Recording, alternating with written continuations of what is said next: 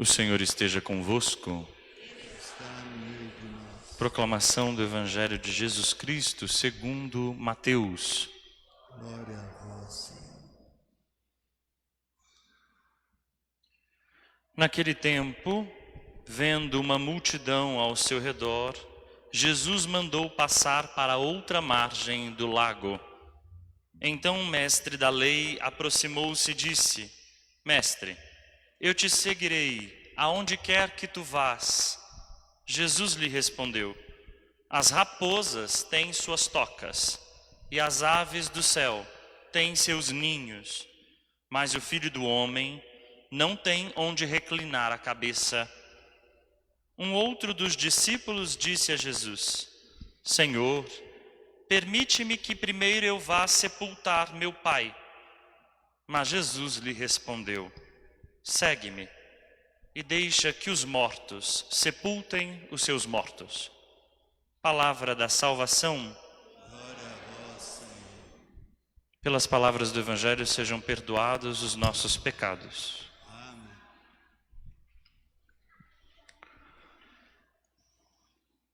Meus irmãos e minhas irmãs, uma multidão cerca Jesus.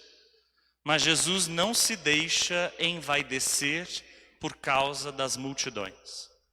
Para segui-lo é preciso algo mais do que simplesmente fazer parte da multidão. Essa é a primeira pergunta do Evangelho de hoje para nós. Não estamos, muitas vezes, nós, na multidão?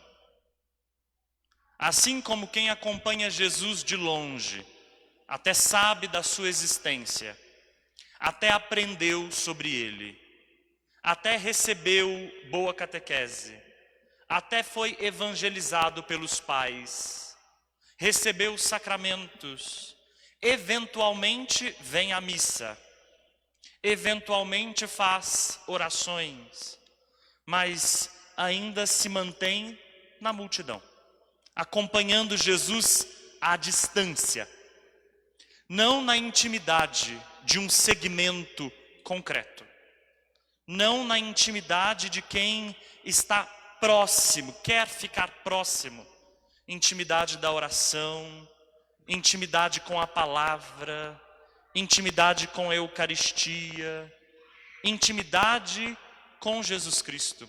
É a isso que nós somos convidados, se quisermos segui-lo.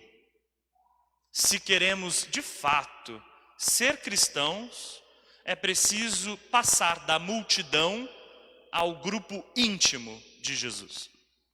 E é por isso que Jesus faz um convite para os discípulos: passemos a outra margem. Passar a outra margem é sempre deslocar uma mentalidade, é sempre deslocar um pensamento, é fazer um processo de mudança. Muitas vezes a gente tem que cruzar as margens para que a gente saia da multidão e passe ao discipulado. Aliás, muitas vezes não, quase sempre. É preciso que algo mude na nossa compreensão.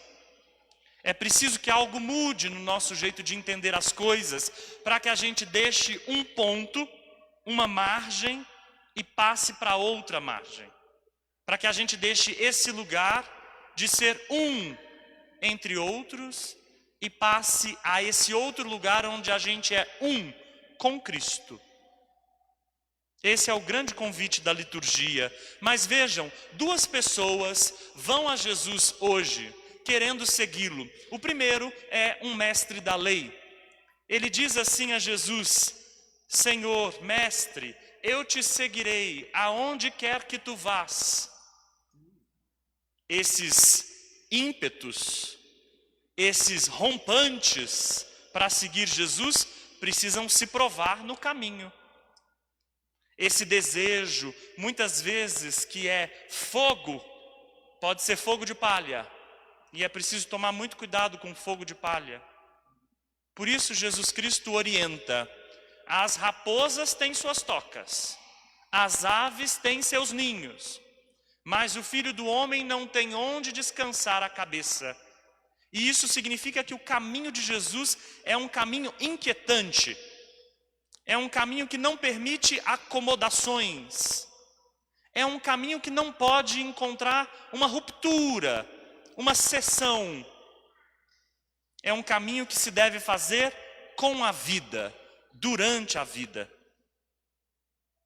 E é preciso saber que esse caminho não permite certas estabilidades que nós tanto queremos. Não permite certas comodidades que nós tanto desejamos. Não permite certos lugares de honra que a nossa cobiça inflamada anseia. Não, mas é um caminho que nos põe sem garantias na vida. É um caminho que nos lança na vida com coragem. Não há sequer lugar para descansar a cabeça. Isso significa que é um caminho para se fazer mesmo durante toda a existência. Não é um caminho de vir à igreja simplesmente. Não é um caminho de seguir normas e preceitos simplesmente. Mas é um caminho de unir a vida, a nossa, com a vida do Cristo. É esse o caminho cristão. E esse caminho precisa deixar a nossa esperança sempre inquieta. Se a nossa esperança se acomoda, a gente não constrói nada de novo. Esse caminho precisa acordar em nós o desejo de ver um mundo mais justo. Se esse desejo adormece em nós, nós já não estamos mais no caminho de Jesus. Esse caminho precisa despertar em nós o desejo de não dormir tranquilos. É um símbolo. Enquanto a gente não ver a justiça implantada.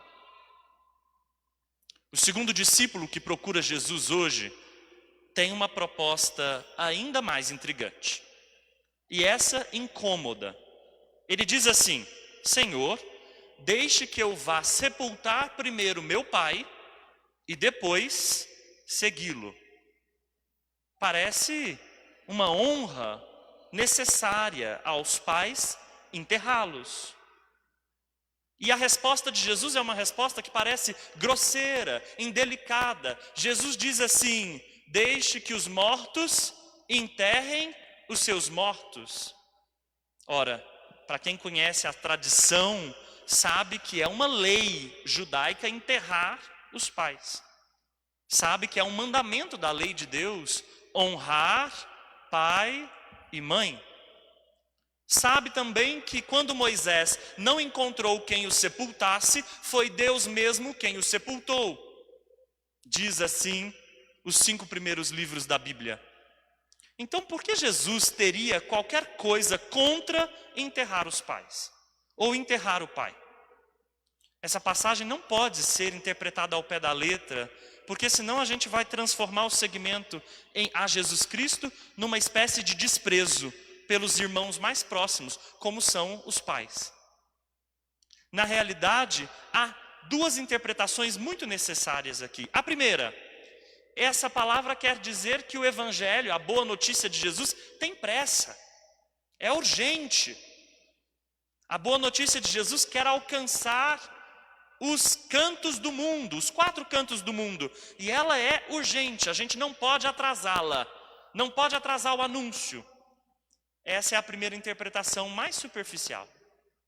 A segunda é um passo a mais. A morte é aquilo que na Sagrada Escritura aprisiona a gente. Não é simplesmente a interrupção da vida biológica.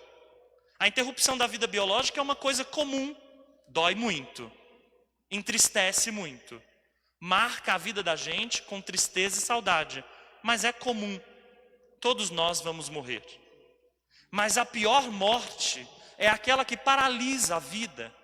Nós estamos vivos, mas já vivemos como se tivéssemos morrido. É aquela que acomoda, que paralisa a existência. É contra essa morte que Jesus fala: deixem que os mortos enterrem seus mortos. O seu convite, o convite de Jesus, é um convite para a vida. Então é preciso deixar para trás as mortes que nos paralisam.